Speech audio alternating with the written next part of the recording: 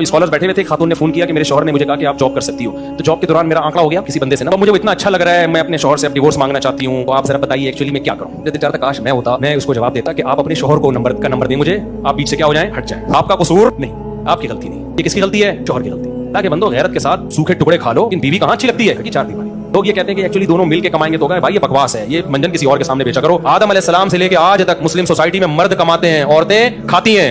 यही हमारी सोसाइटी का हुस्न है। ब्रॉड माइंडेड बनने के ये साइड इफेक्ट्स हैं, और ये थोड़ा ब्रॉड माइंडेड है और ज्यादा बनो। वसीम गफ्फार सब एक ही जैसे होते हैं, ठीक है, कोई मसला नहीं। उस खातून का मजाक नहीं उड़ा रहा, लेकिन जब ओपनली ये चीज बयान की जाएगी और इतना नॉर्मल वे में उसको लिया जाएगा, फिर इतना तो एहतजाज बनता है कि नहीं बनता। भाई कोई किसी को हो गया, चुपके से आके किसी स्कॉलर से पूछ रही है, अपना मशवरा ले रही है, तो चलो यार गलती हो गई, उसको समझाया जा सकता। जब आप ओपनली ये चीज शेयर कर रहे हैं, तो और भी बहुत सारी खवातीन है जिनको वसीम पसंद आ रहा था लेकिन वो इजहार नहीं कर पाई थी।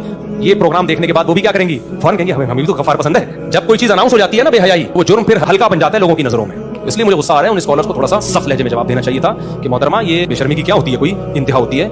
और आपका मियां भी तो सुन रहा होगा ना, और उसके मियां को मैं मशवरा दूंगा भाई फौरन से पहले क्या करो, फारिग करो। और ये भी मैं उस खातून को मशवरा दूंगा, आप अपने मियां से डिवोर्स ले लो, मियां को भी चाहिए डिवोर्स दे दे, लेकिन मियां को चाहिए डिवोर्स देने से पहले वो ये कहे कि दोबारा वापस आई ना तो तौबा का ऑप्शन नहीं है, क्योंकि मैं लिख के देने के लिए तैयार हूं वो दोबारा वापस आएगी। क्योंकि एक शादीशुदा औरत पे जो बंदा नजरें डाल रहा है वो कैरेक्टर लेस है, वो as a instrument tissue paper की तरह उस औरत को इस्तेमाल करके धुतकार देगा, फिर ये रोती भी अपने शौहर के पास आएगी। तो मैं इसके शौहर को पहले से मशवरा दे रहा हूं कि आप इसको डिवोर्स भी दें और कहें कि वापसी का ऑप्शन नहीं है। फिर ये नहीं कहना कि मुझसे गलती हो गई थी ना।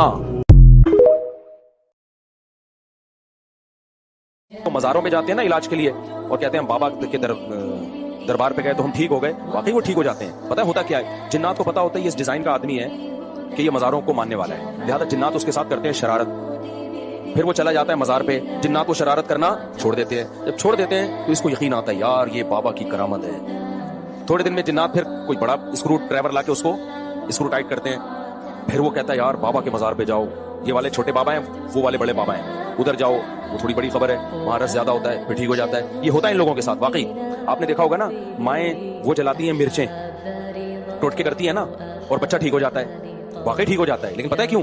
शैतान को पता होता है कि इस बच्चे की माँ का ईमान कामिल नहीं है, ये टोटकों पे यकीन करती है, लिहाजा शैतान ना बच्चे को चुटकियां मार मार के रुलाता है। फिर माँ कहती है मेरे बच्चे को लगी है नजर, और नजर का हल जो सुन्नत ने बताया है, भाई आऊज़ बिकलिमातिल्लाहि ताम्मा पढ़ो, ये जो दुआएं हैं, वो माँ क्या करती है, वो मिर्चें जलाती है कि धुआं होगा तो नहीं होगा, धुआं नहीं होगा तो पता नहीं क्या होगा।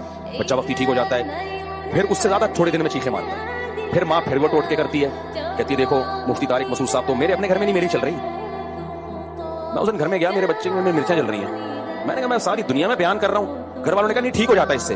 मैंने कहा खराब ही इसी से हो रहा है, छोड़ दो, रोने दो, चीखने दो, शैतान मायूस होकर अपनी फायदे लपेट के चला जाएगा। जब शैतान देखता है ना यार इस पे तो कोई असर ही नहीं हो रहा, तो शैतान एक ही बच्चे पे थोड़ी फोकस करता है, कहता है यार किसी और को जाके चुटकी मारो, इनके माँ बाप पे असर नहीं हो।